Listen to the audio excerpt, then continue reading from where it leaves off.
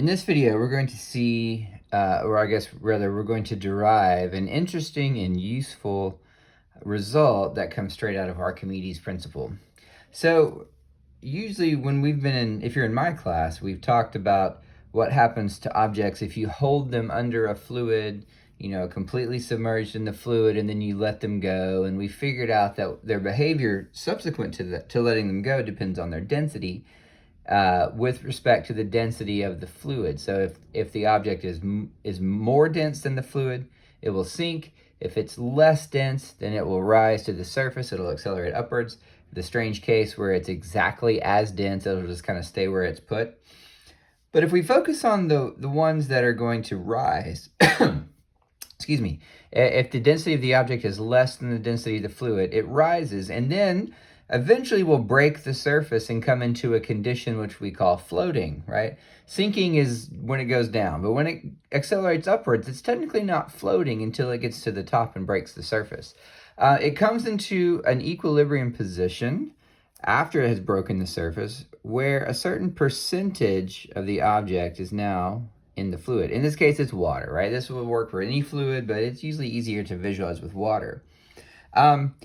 As the thing comes out of the water here, notice it's displacing less and less, so the buoyant force goes down because the buoyant force is equal to the weight of the displaced fluid. So as less of the volume displaces water, the buoyant force goes down. That will then bring it into equilibrium.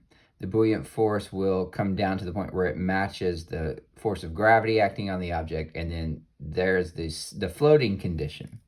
So if we look at this, we can draw a free body diagram of it after it has come into equilibrium. We've got mg and the buoyant force.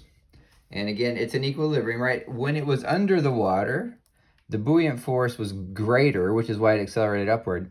But now they're equal because I've displaced less fluid. So if I just do Newton's second law on that situation, it's not accelerating. I have the force of buoyancy minus mg is equal to 0. Now we're going to go through the tool that we use every time we're doing fluids. We express the mass as, well, first of all, we unpack the buoyant force as the weight of the displaced fluid. Let's do that first.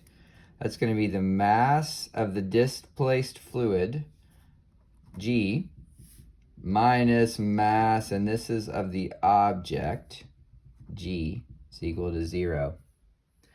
All right, we can go ahead and get rid of the g's. Let me just make sure I'm in frame. I am.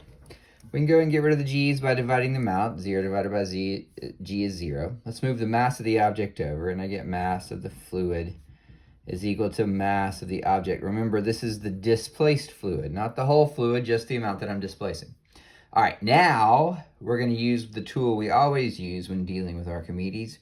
We're going to express the mass in terms of the density and volume. Remember, this comes directly out of the density definition. This is the definition. 3 lines means definition, but it's a solvable equation as well. We can solve this for the mass as rho v, where that's the volume. This is usually the most helpful expression of density that we come across, using it for the volume. So let me just rewrite this.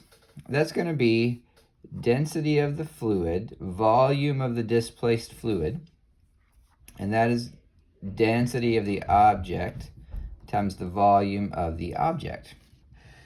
Now, in class, if you're in my class, at this point, when we had the thing underwater, we replaced the volume of the displaced fluid with the volume of the object. That's because that's what's doing the displacing, right? But now, it's not the whole object that's doing the displacing. It's just a certain percentage of the object. So if this object has some v, we'll say that this displacing volume is some percentage of v.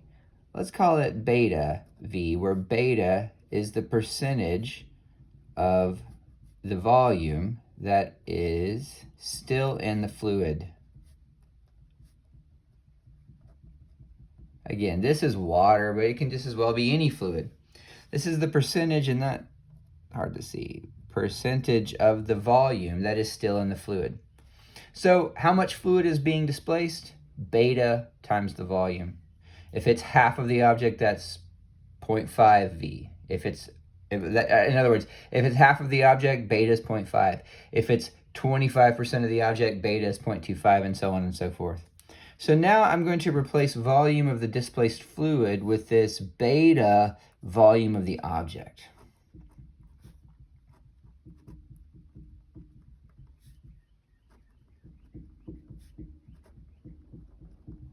I know the camera's shaking a little bit, my apologies.